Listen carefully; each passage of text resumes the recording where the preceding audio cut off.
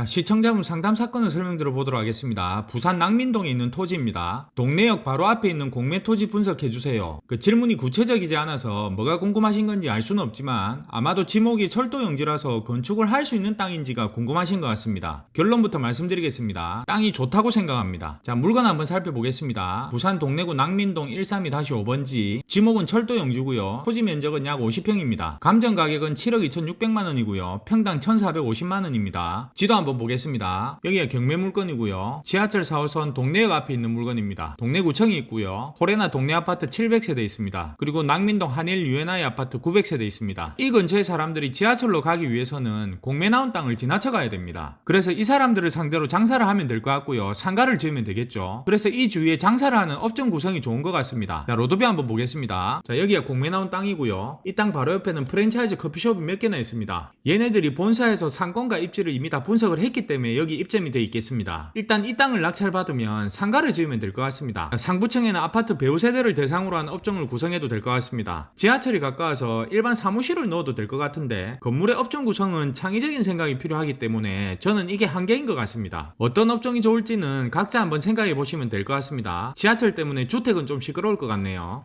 대략적인 업종 구성이 정해지면 그 업종에 임차인을 넣기 위해서 건축이 가능한지 여부를 분석해야 됩니다. 토지 이용 계획 확인을 살펴보겠습니다. 지목은 철도 용지고요. 용도지역은 준주거지역입니다. 철도 보호지구라고 되어 있고요. 철도 보호지구라고 되어 있으면 사람들이 겁을 많이 먹게 됩니다. 왠지 모르게 본능적으로 건축을 못할 것 같은 느낌 때문입니다. 철도 안전법에서는 철도 경계선으로부터 30m 이내에 있는 땅들을 철도 보호지구라고 정해 놓습니다. 그리고 이 안에 있는 땅에 건축물을 신축하거나 하는 등의 행위를 할 때는 별도의 신고를 해야 됩니다. 근데 이 신고라는 것이 심각한 것이 아닙니다. 대규모 공사를 하기 위한 터파기 같은 걸 하면서 그 집안에 문제가 생기면 철도에 문제가 생기잖아요. 철도에 문제가 생기면 안 되기 때문에 그 보고하는 느낌의 어떤 신고 행위입니다. 따라서 큰 오피스텔이나 아파트 같은 대규모 공사로 인한 터파기 같은 게 없으면 문제가 되지 않습니다. 그리고 사람들이 오해하시는 부분이 건축을 할 경우에 건물 이격거리도 철도 경계선으로부터 30m 이후에 해야 되는 거 아니냐고 오해하십니다. 그건 아닙니다. 철도 보호지구라고 특별히 건축물을 이격해야 되는 건 없습니다. 행위신고나 건물 이격거리에 관해서는 국가철도공단에 전화하셔서 문의해보시면 잘 알려줄 겁니다. 귀찮으시죠, 그죠? 그래서 궁금해하실까봐 제가 미리 전화를 해봤습니다. 같이 들어보시겠습니다. 행위신고라고 하면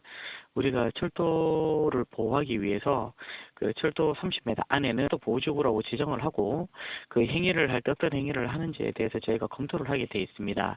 대신에 어떤 행위가 제한이 받을 수 있냐면 대규모 터파기 있잖아요. 뭐 20-30m 터파기가 들어간다든지 철도 인접해서 그러면 우리가 철도에 영향을 끼칠 수 있잖아요. 그래도 20-30m 터파기를 하시더라도 철도에 대한 안정성 확보만 가능하면 가능합니다. 근데 선생님, 제가 이 필지나 이거 봤을 때는 뭐 대형 건축물이 들어올 것 같지도 않고 이게 터파기나 대규모 터파기가 있을 것 같지도 않아요. 여기 지금 계획하시는 게 어떤 시설물이신지? 상가입니다. 상가 몇 층짜리 상가죠? 한 3층짜리 정도로 지으려고 합니다. 3층하고 터파기는 한 얼마나 될까요? 터파기는 특별히 안 할 것 같습니다. 그러면 행위 제한은 없습니다, 선생님. 그러면 이제 행위신고를 하면서 건물을 지을 때 예.